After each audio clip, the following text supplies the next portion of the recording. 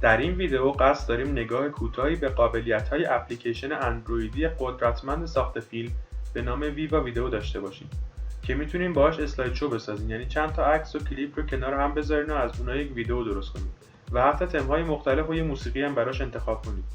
میتونید فیلم رو با افکت‌ها و تنظیمات مختلف ضبط کنید. میتونید ویدئوهای از قبل ذخیره شده توی دستگاهتون رو ادیت کنید و حتی داب اسمش یا عکس‌ها و فیلم‌های کلاژ شده بسازید. با خانلود برای معرفی این قابلیت‌ها همراه باشید.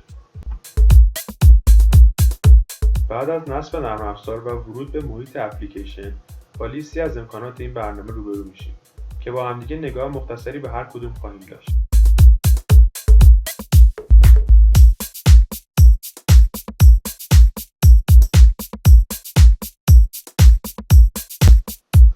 اولین قسمت نرم افزار به اسم کپچر مخصوص ضبط ویدئو به صورت زنده است که امکانات خوبی در اختیار ما میذاره.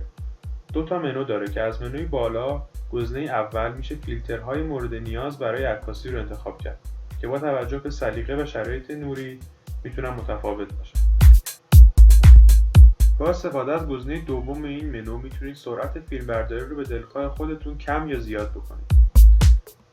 و برای دسترسی به تنظیمات فلش و کادربندی صفحه هم باید به گزینه آخر منو مراجعه کنید.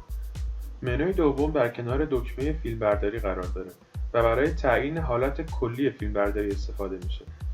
یعنی شما میتونید بین انواع مختلف فیلمبرداری مثل فیلمبرداری از چهره، فیلمبرداری کلاژ یا ساخت داب اسمش یکی رو انتخاب بکنید تا امکانات مخصوصش برای شما نمایش داده بشه. مدل فیلمبرداری فانی هم میتونه جلوه‌های فانتزی به فیلمی که میخواین بگیرین اضافه بکنه.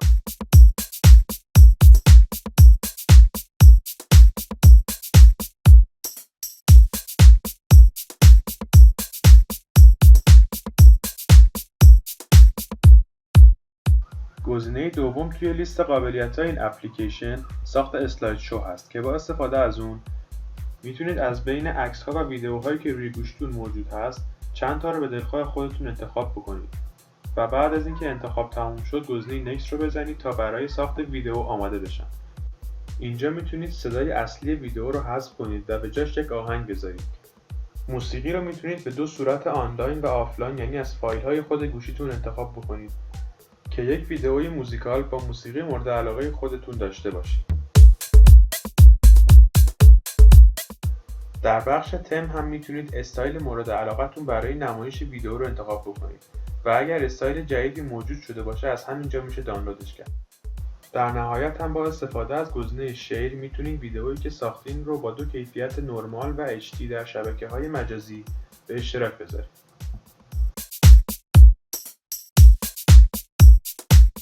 قابلیت بعدی این نرم افزار به نام ادیت میتونه ویدئوهایی که از قبل توی دستگاه شما وجود داشته رو پیدا کنه و ویرایششون کنه. حتی میتونه ویدئوها رو بچرخونه و کادرشون رو برای اشتراک گذاری در فضای مجازی تنظیم کنه.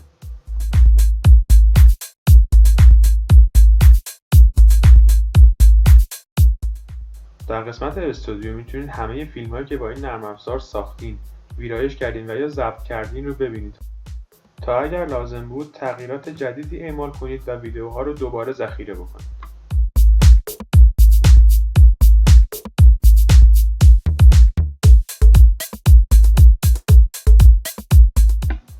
با استفاده از قسمت افکت میتونید تم، متن، افکت، فیلتر، استیکر، ترانزیشن و فونت های مورد علاقه خودتون رو از سرورهای این نرم افزار دانلود کنید.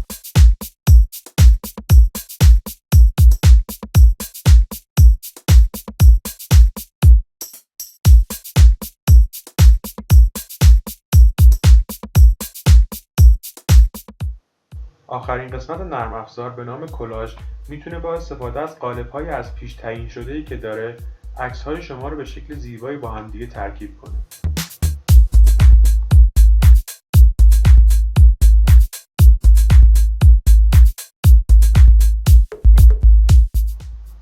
حالا به این سوال میرسیم که این اپلیکیشن برای چه کاری مناسبه؟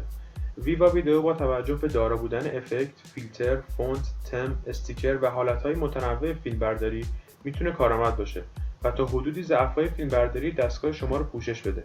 از طرفی با توجه به قابلیت‌های ویرایش فیلم و ساخت اسلاید شو با کنترل زیاد روی اسلایدها برای کسایی که قصد دارن ویدیوها رو ویرایش کنن، حجم اونا رو کاهش بدن و یا با عکس‌هاشون فیلم بسازن و به اشتراک بذارن، گزینه بسیار مناسبی به شمار میاد.